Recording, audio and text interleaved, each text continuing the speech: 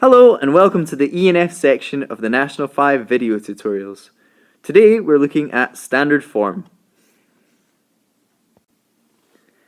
Standard form, as we learned in the previous video, is a way of writing really large numbers or really small numbers in a slightly more concise manner. In this case, 0.0000654 is equal to 654 times 10 to the negative 6. The way we got 654 is because those are the three significant numbers that appear in 0.0000654. So those match there. And the way I got negative 6 as my power of 10 is because the decimal place has moved 1, 2, 3, 4, 5, 6 places forward to make 6.54 my starting number.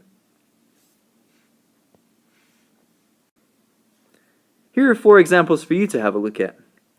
Make sure you pause the video now because the answers will be revealed momentarily.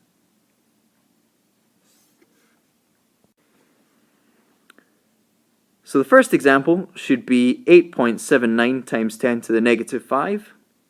The second example is 3.57 times 10 to the negative 3. The third example, 2.014 times 10 to the negative 7. And the last example, 4.72 times 10 to the negative 4. You should also be able to convert standard form back into the number that it came from. In this case, we're going to start with the decimal point in between the 3 and the 4. And because we're using times 10 to the negative 5, we're going to jump that decimal point 5 places backwards. That's where our new decimal point is going to be. So if I fill in all those jumps with zeros, I get that my new answer is 0.000304. What's interesting about that is that the negative number, that is my power of 10, is also the number of zeros that appear in front of my significant numbers. So there are 5 zeros there because my power of 10 is negative 5. And then 304 because the number at the front of my standard form is 304.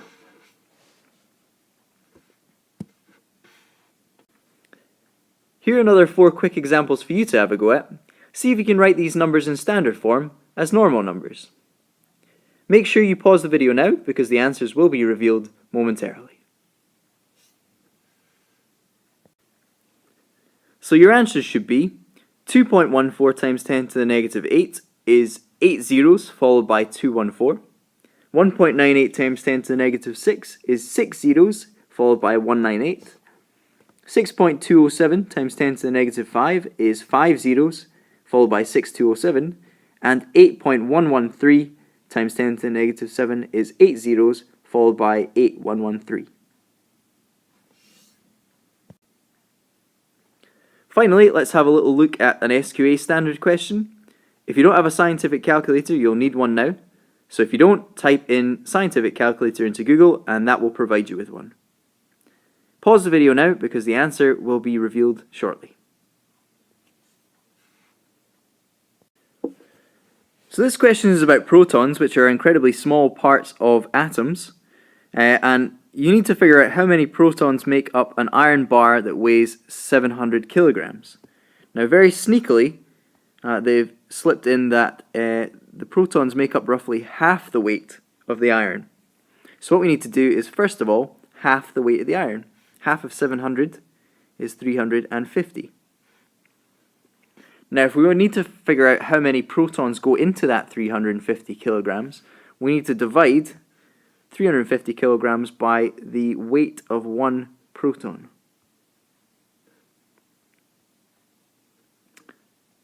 1.673 times 10 to the negative 27.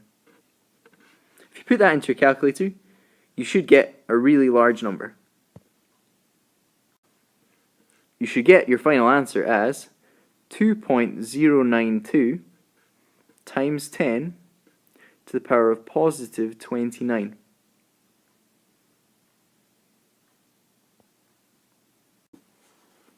If you'd like a little bit more practice with standard form, here are some past paper questions.